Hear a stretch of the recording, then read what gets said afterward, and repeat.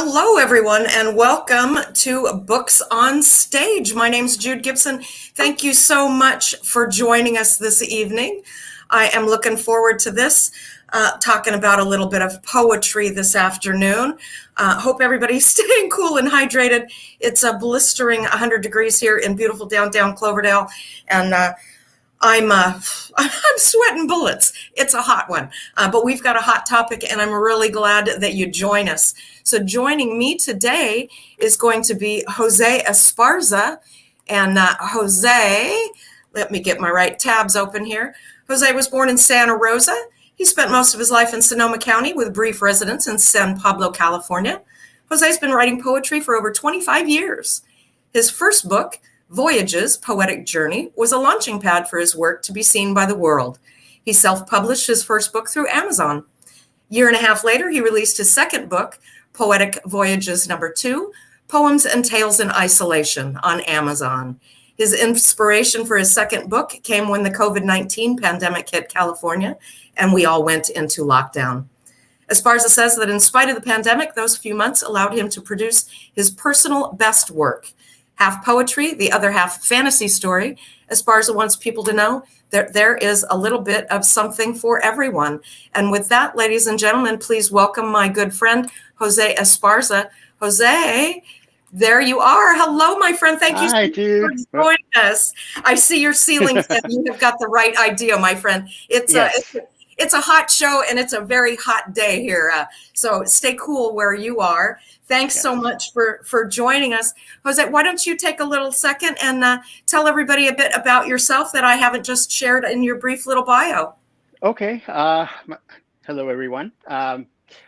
My background is creative writing. I've been doing creative writing ever since I was going to say a tyke, but that's a little exaggeration. Ever since grade school. I started doing short stories when I was in the RSP program in Cloverdale School District. And I had the best teacher, loved him to death. He had a clipboard up and had several pictures. And every week we had to pick one picture from the clipboard and write about it. And I just loved that little project. I even asked him several times to give me a little something extra to write about. And then when I became a sophomore, that was my first real exposure to poetry, because at the time I thought it was just roses are red, violets are blue, I love you, do you love me too kind of thing. And it wasn't until I sat down with a lady who went to the church I used to go to, Louise Johnson. She had always told me, whenever you need help with homework, give me a call.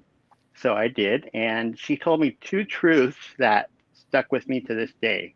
She said, poetry has two things. It has to come from the heart, and you have to mean it. Mm. If it doesn't have and the third is cadence. Mm-hmm. If it doesn't have those three items, it's not poetry. And I was like, okay. And so she helped me to learn that, you don't have to rhyme in order to do poetry, which was amazing. And I've been sticking with it ever since. That's absolutely wonderful. That's wonderful.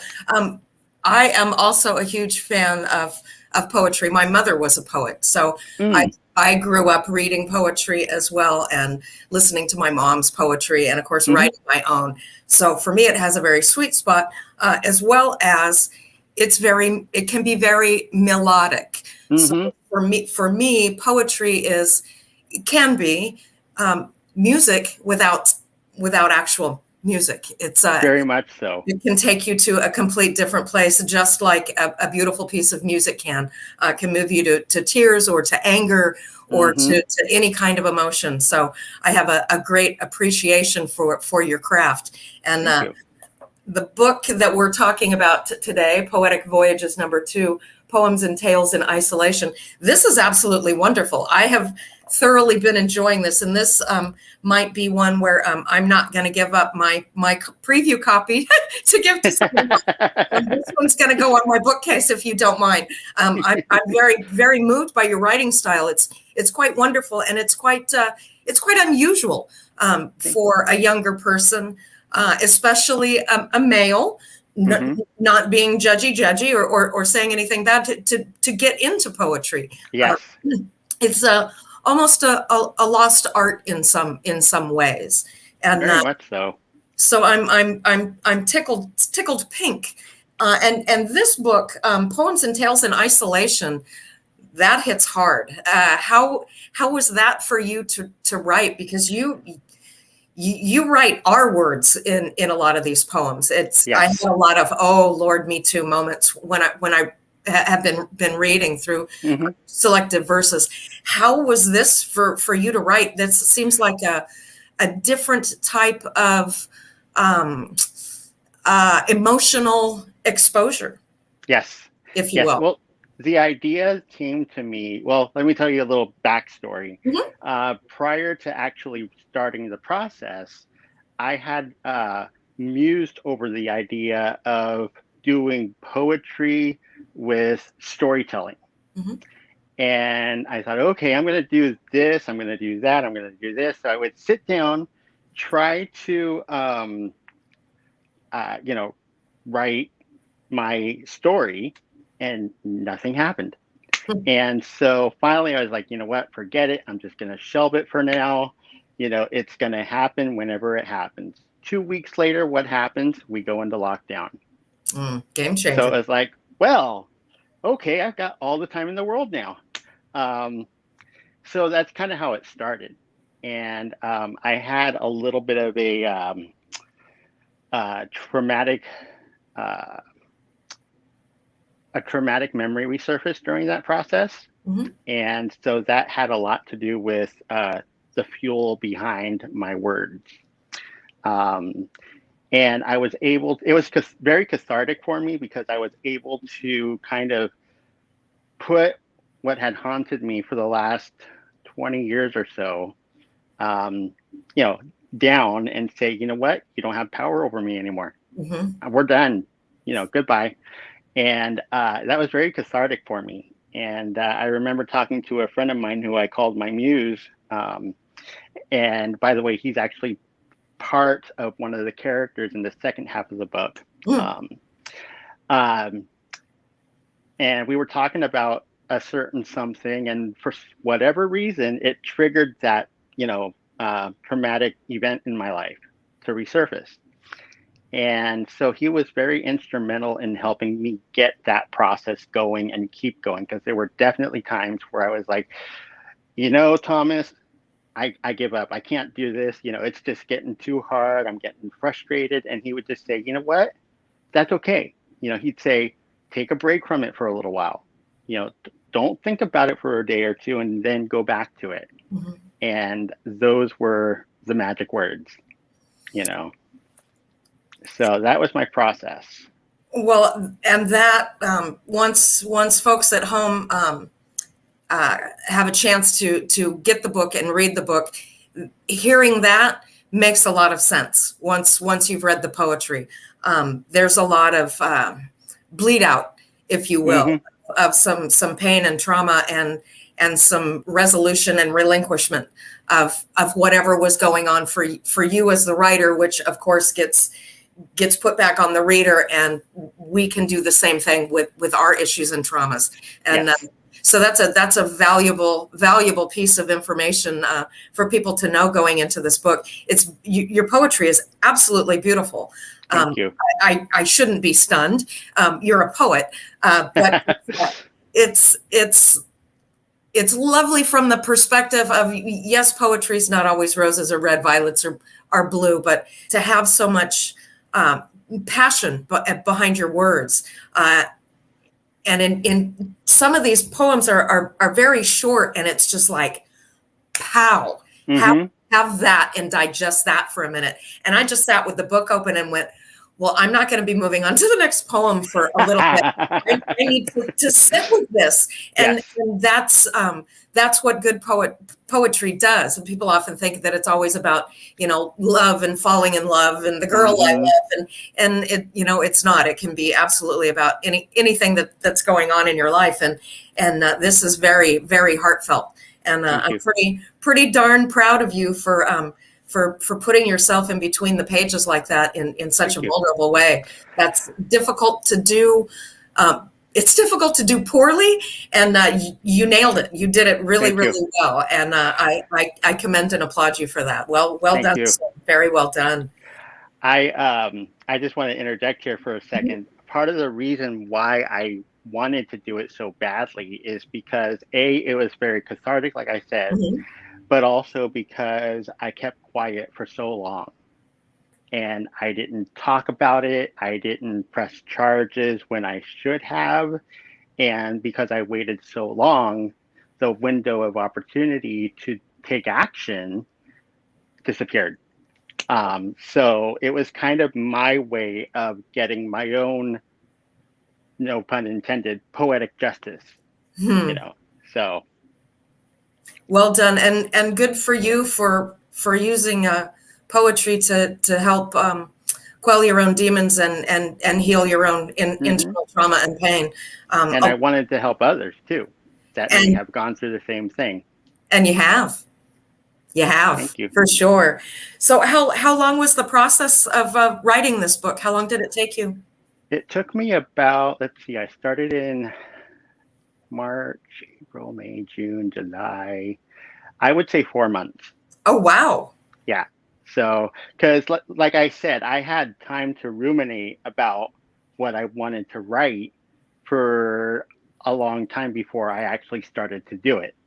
Because like I said earlier, prior to the pandemic, I had struggled to even get started. It's like I knew what I wanted to do, I just didn't have the tools to get to the end game.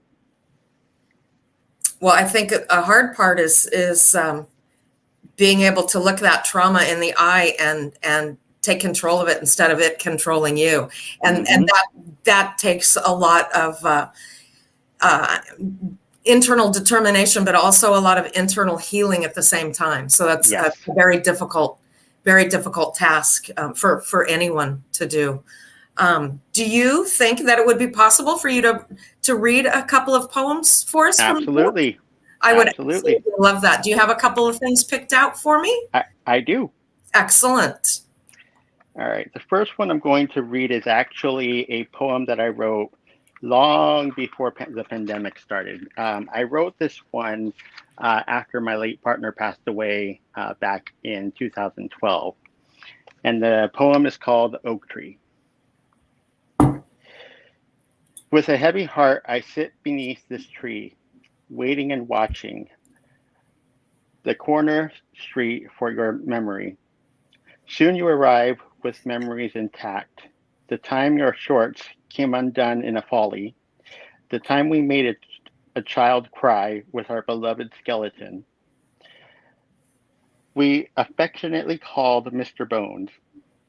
The times we held hands as if we were never newlyweds. All these memories under the oak tree. May these memories remain sacred, like the love we once had until that fateful night. That's beautiful. Thank you. And this next one I'm going to read is called Comfort.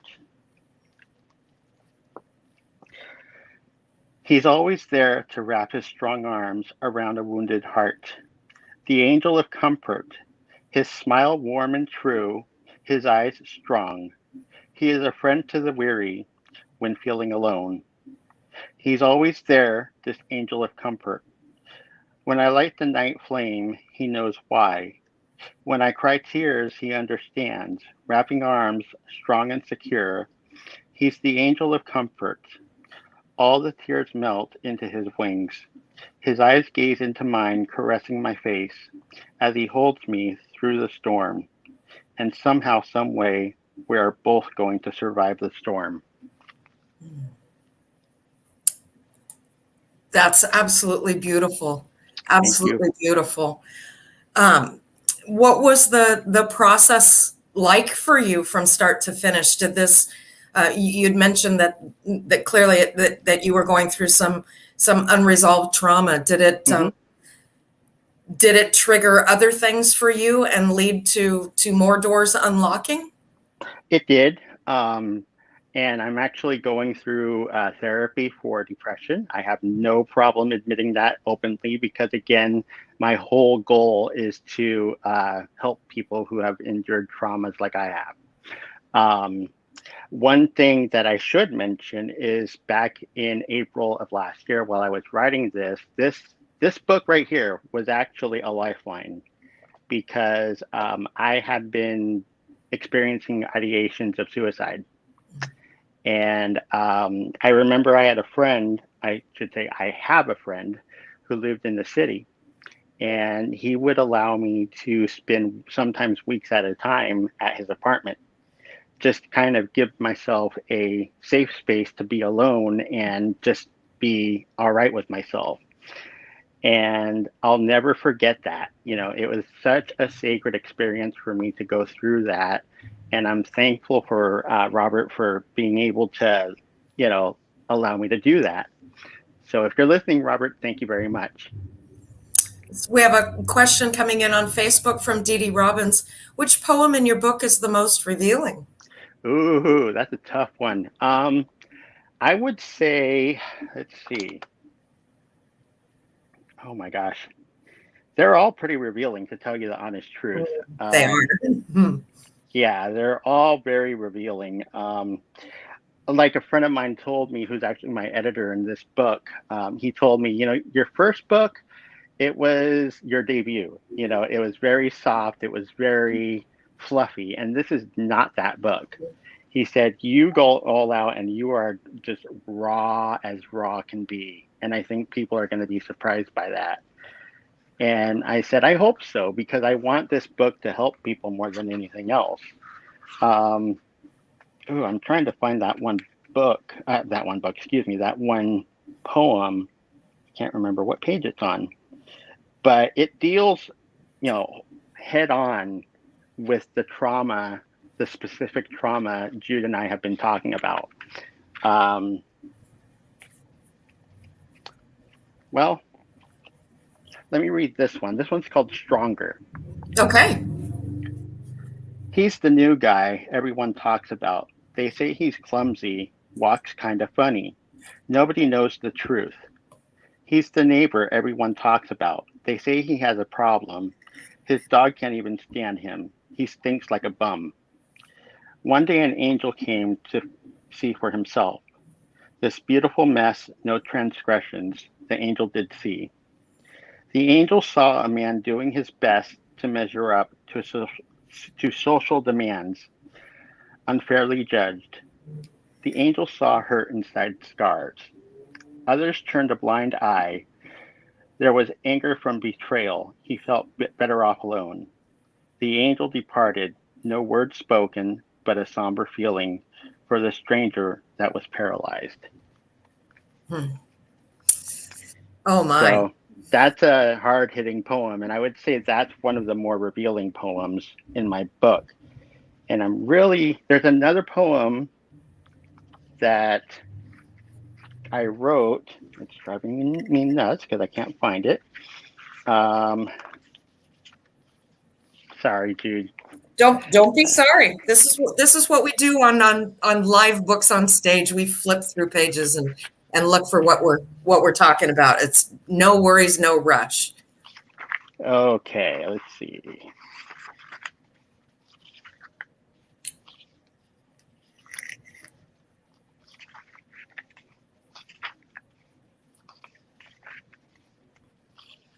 Here we go. Okay, this one's called Confessions. Walking slowly into darkness, mirrors reflect infinite light. The heart races as I approach the muse. His eyes gaze on my troubled heart. Come, boy, he says. I approach him with somber steps. Great muse, I have a confession. His look of pleasure turns to stark concern. I confess there are no words today. Very well, boy. Come, there is a lesson I must teach you. No need to fear, boy. You are safe with me. Once upon a time, in a land close to ours, there was a boy of 16. He had a gift to share. The great and powerful saw this boy was full of potential. The Great One decided to take the timid boy under his watchful eye, making sure to never be discovered. The Great One disguised himself as a lowly man. It was through this disguise the boy learned a lesson. It's not always about appearance, it's about heart. The muse opened his arms, tears streamed down the boy's face. The muse silently whispered, "You are that person in the story. You already know what's inside. You have a way with words, but you hold yourself back. I will keep telling you, don't hold anything back. Even if it's something you think displeasing, you have a gift from angels. Now write what's in your heart." I must admit that that was one that made me stop reading. I had to sit with I had to sit with that for a while. What a wonderful coincidence that's one that you chose to share. That hit me like a ton of bricks. Mm-hmm. That's just something else. That's just something else. This is it's quite a thing. I actually had read some of your poetry before. Mm-hmm. I believe I ran across you on one of the Facebook pages. I think when your first book was published, Mm-hmm. and I had read because I thought, oh my gosh, here's a young guy writing poetry.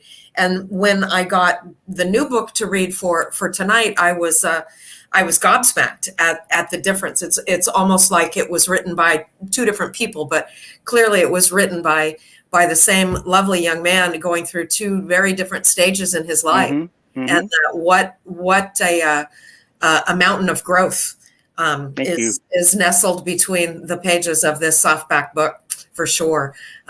Yeah. So riddle me this: who are some of your favorite poets? Who do you like to read? You know, this is a dichotomy with me because I actually don't read poetry. Oh, get out of town! That is so cheating.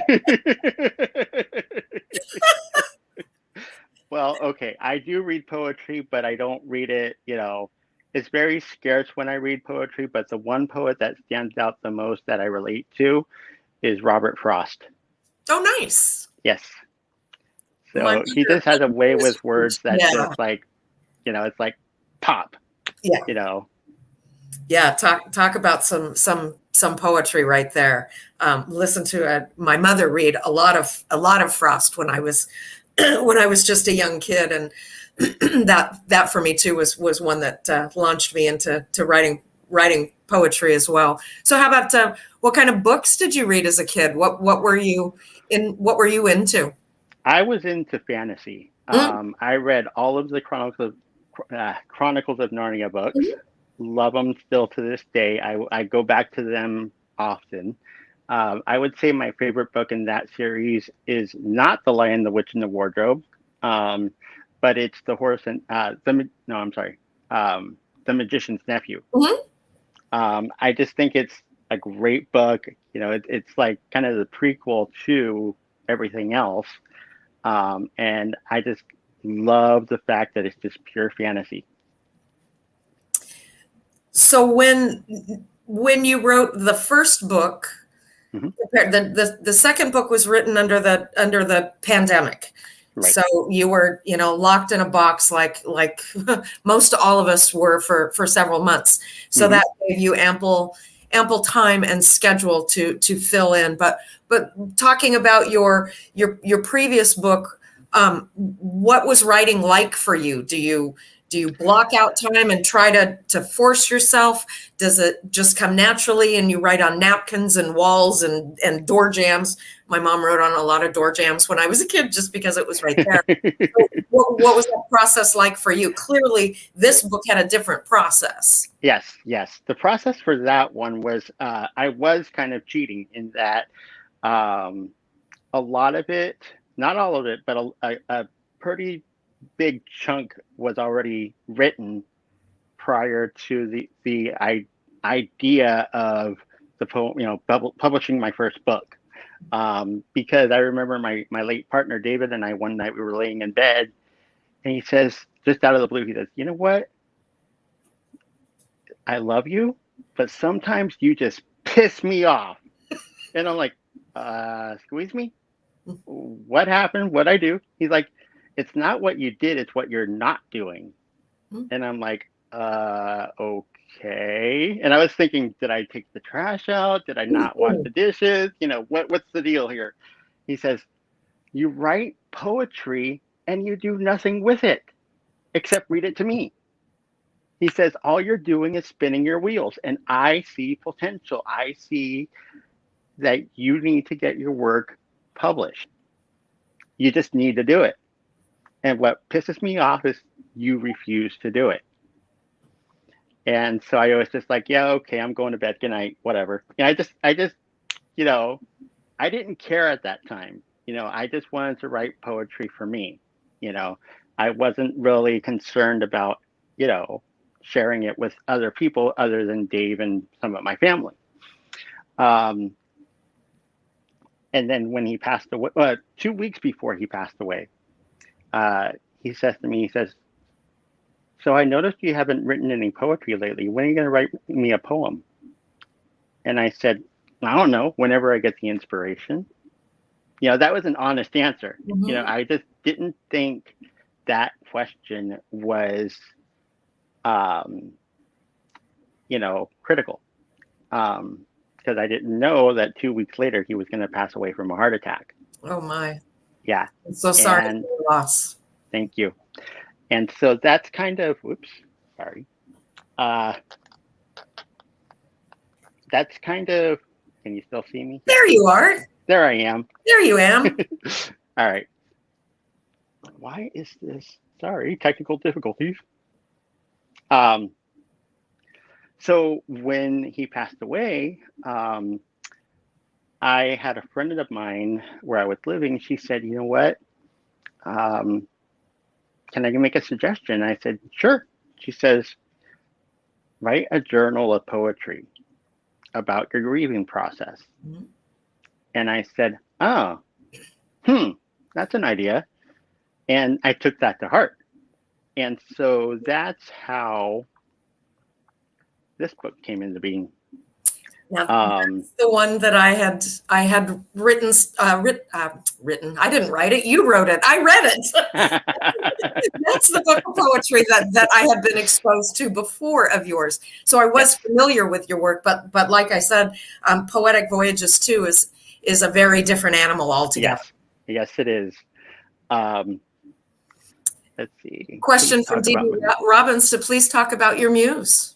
Yes. Okay. So my muse is actually a friend of mine. A friend of mine named Thomas. And he was actually, I gave him credit in my second book because he was my muse. He was just the guy that I would talk to throughout the pandemic. And it just seemed like every time that I had something that I needed to get off my chest, he was right there. And because of that, his willingness to listen to me moan and groan, it was like a muse. The muse never gets in the way of your creative process. They're always there to just be a listener or give you advice, but they never do it in a way that says, "Oh, why aren't you doing this? You should be doing that." They tease you, if you will. And a lot of times I felt like that's what Thomas was doing. Like I would tell him, "Well, what do you think if I did this, this, or this?" He's like, "It's not up to me. It's up to you." And I'm just like, "Well, you're a lot of help." He's like, it's your baby. You got to decide what you're doing with it." And I'm like, fine, it's fine. All in teasing, of course, but I knew what he meant. And so that's my muse, and he's very protective of me. When this whole traumatic event resurfaced, he was by my side every step of the way. holding my hand. And that poem, Comfort, was actually him. He was a stronghold for me to, start getting my footing. And I remember one time he even said, I'm worried about you. Should you go to the hospital right now? And I said, no, I'm fine. It's just, I've got some depressive thoughts right now, and I battle depression almost on the daily. So it's something I'm used to. And he says, well, I'm kind of concerned about you. So, I'm going to be keeping tabs on you, and I want you to go to counseling. And I did, and I worked through a technique called cognitive processing therapy. Mhm. And it's a great therapy. If anybody out there needs to work through a traumatic event in their life that's causing PTSD, I highly recommend cognitive processing therapy, because it really makes you self-aware of what are your triggers, Mhm. and being able to say, okay, this is triggering me right now. How can I stop this trigger in its tracks? Mhm. And basically, to give a quick overview, it's an ABC format. A being, questioning. Is it, first of all, what's the stuck point? A stuck point is a thought like, oh, if I hadn't have dressed this way, I wouldn't have been attacked. Oh, if I hadn't have done this, that wouldn't have happened. So the idea is that you take that thought and you challenge it, and then eventually you reword it into something more positive. So that was also part of the process. She says, thank you for being so open and speaking about trauma and depression. That's also a subject that we've covered here on Books on Stage. Actually, for I believe it was the merry month of May was Mental Health Month, and the author that month was yours truly. And the entire the short story that I wrote was about my brother's suicide, and so we talked about depression and medications and therapy and getting help that you need, and that there's absolutely no shame in it, Nope, and that we need to remove the stigma of it. It's much better to heal from the trauma and learn to go on and live an untriggered life than to be fettered and tied to trauma for decades and decades and decades, and drag that around like a stone on your neck. So I commend you for just candidly and openly talking about it. Yours truly, I also deal with depression, and I'm pretty open about that as well. So kudos to you for and you too. I'm sorry about the loss of your brother. Oh, thank you very much. And gosh, so back on track here. What advice would you give to an aspiring author? Be true to yourself. Don't try to be something that you're not. Just if you're brand new and you're not sure what genre you want to write it anyway. And if it fails, it fails. It's all part of the process. I had also begun doing artwork during the pandemic. When I was younger, a little background, I am actually partially blind, and I have a couple other disabilities. But when I was younger, I had a strong aversion to drawing, because I knew that I sucked at drawing. And so for years, I would be looking at other people drawing and just envying them, like, damn it, I wish I could draw like that person. And I got this iPad, and I thought, you know what? There's something called digital art. I'm going to give it a shot. I've got tons of time on my hand. I just finished I wasn't done. I was done with my book, but I wasn't done producing it quite yet. Because I also feature some of my artwork in the book. In fact, the cover was made by yours truly. Oh, that's beautiful. Thank you. So yeah, I'm getting off track here. A friend of mine who is my current muse in the art, my art skills, I was asking him, I said, Brent, I get frustrated sometimes when I draw something because I know what I want to draw, but like if I draw a face, the face is either too fat or too thin. And he said, you know what? Stop thinking about it. Just do it. Mhm. He said, art isn't a finished product. Art is doing the art. And I was like, huh, that's very interesting insight. So ever since then, it was like, okay, you know what? I'm just not going to think, and I'm just going to let the pencil do the drawing. And this is going to sound really conceited on my part, but I have made tremendous progress, and Oh, I'm that's very proud of awesome. myself. You should be. You should be. I'm proud of you. Thank you. So Beulah Vega asked, what was the self-publishing process like? It was actually easy and hard. I went through Amazon's KDP program, and the hard part was actually formatting the manuscript to their standards, because I found out that if you don't do it to their standards, they may not always catch it. And so a couple people actually got back to me after they ordered my second book and said, have you seen your new book? And I'm like, not yet. Why? And they're like, well, you're not going to be happy. I'm like, what? Why? And they said that the formatting had been all, messed up. Oh my. The pages were not aligned, and this was wrong, and that was wrong. And I was just like, no, no, no, this is my sophomore book. This shouldn't be happening. So that for me was the hardest part of this whole self-publishing process. The nice thing about Amazon is that they only take out a certain amount of royalties, and it's really not that bad.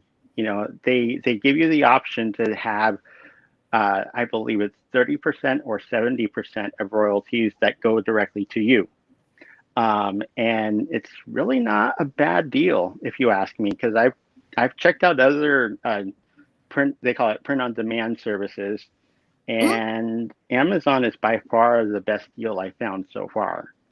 Just like I said, be sure you format your book correctly, because they are not going to be, watching as closely as you may be led to believe. Right. So did you use Amazon for the first book as well? Yes, I did. So speaking of the first book, would you mind reading something from that book too? Not at all. Not at all. Yes. Thank you so much. Hey, You're we so welcome. a twofer, a twofer. All right. I want to read a poem, couple poems actually. This is one. Okay, now this one I actually wrote right after David had passed away. And this actually relates to his question that he asked me, 2 weeks before he passed. And it's called Write Together. Excuse me. Life in take two. Life is an empty journey. Oh, sorry. Life is an empty journal, waiting to hear a story, the highs and the lows, the big and the small. I don't want to write a life with no one by my side. But then in a landslide, an unforeseen surprise, you show up in the mundane. To prove a page is a new day. Open my eyes to a new way. Take each day as it may. Rewrite a life on a page until your physical light is out. Now a light inside me inspires a life to write together. And for anybody who joined in who didn't hear the story earlier, 2 weeks before David passed away, we were laying in bed, and he says, I noticed you haven't done any writing. When are you going to write something for me? And I said, I don't know, whenever I feel the inspiration. And I said it kind of flippant, and he kind of gave me a look of disappointment, like he really wanted me to write something for him. And sadly enough, I didn't get a chance to do that until it was too late. So that was the story behind that poem. And this one's, I know it's not Christmas time, but technically it is Christmas in July. It's called Christmas Letter from Heaven. Dear you, did you know you're not forgotten? While you sit in your grief, I'm telling the angels about you. I tell them about your struggles. I share about your strength. They want me to tell you to smile. I have a gift for you on Christmas. I am here in your dreaming sleep, wearing what you might expect, the white shirt and tan pants you laid on when we met, the boots made of leather. When you wake for the day, wear my cologne for Christmas. May it remind you of this Christmas. My physical presence is gone, those videos lost in time, but you are always in my heart. That's beautiful. That is Thank you. absolutely beautiful. Oh, Leanna Birdsong says she has the first book. She can't wait to order the second one. She sends her congratulations. She's calling you by that other name that I will not speak, Jose. I will not call you by that name. I will stay true to you, my dear. I promise. I promise. Thanks, What- Leanne. What Leanna. a wonderful book. What a wonderful opportunity to chat with such an amazing man. This is, I don't care if it's 300 degrees outside. I'd rather be right here with you. This has been an absolutely wonderful treat. Amy's gonna scramble up the names of the folks who have asked questions. We're gonna see who's gonna get a copy of your book. I want to thank you for taking time out of your hot Friday and sitting here chatting with us and sharing the book and sharing your heart. You really put yourself out there, and you made yourself very exposed and very vulnerable, and that's not an easy thing to do, and I highly commend you for that. Thank you. What a wonderful book. I highly suggest everybody run out and get this from Amazon. Poetic Voyages 2, Poems and Tales in Isolation. It will be a stop-start read for you. It was for me. I had to stop and just sit with some of your words for a moment because it really struck home for me. And that is what poetry is supposed to do. Absolutely. Roses are red and violets are blue, and it should stop you in your tracks and make you think too. So there's my poem. There's my poem. Don't you steal my words yet. Never. I'll know it was you. I will know it was you. We've got our winner. Amy's flagging me down here. Who is the winner today? Dee Dee Robbins will be getting a copy of your book. Thank you very much. I actually know where Dee Dee lives, so I can drop that copy off to her directly.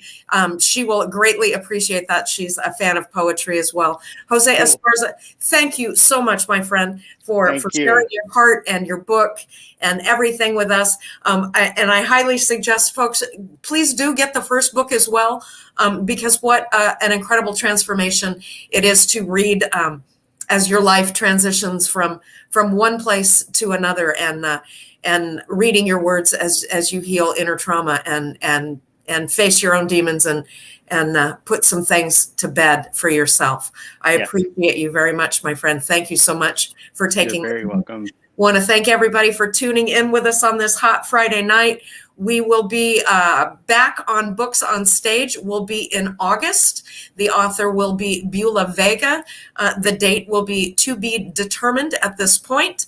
I might move things away from a Friday and into the middle of the week, just because people are out and about at this point. Although we are going to keep Books on Stage as a virtual thing, so you will continue to be able to experience yours truly from the cozy comfort of her dining room table. So thank you, everybody, for joining us. Dee Dee Robbins will get that book to you. Want to send a shout out to my right arm, my Amy Lovato, who is backstage making sure that I don't look like a complete jerk and that everything comes off without a hitch. Thanks for joining us. us, go to the CloverdalePerformingArts.com, make a donation, go to Amazon.com, buy yourself not one, but 2 books of poetry. You deserve to get yourself a special treat. Jose Esparza, my friend, thank you so much. I look forward to reading your next books. Be well. Thanks, everybody. You have a great Friday night, and good golly, stay cool. It's hot out there. Trust me. Don't go outside. Cheers, everybody. Bye-bye.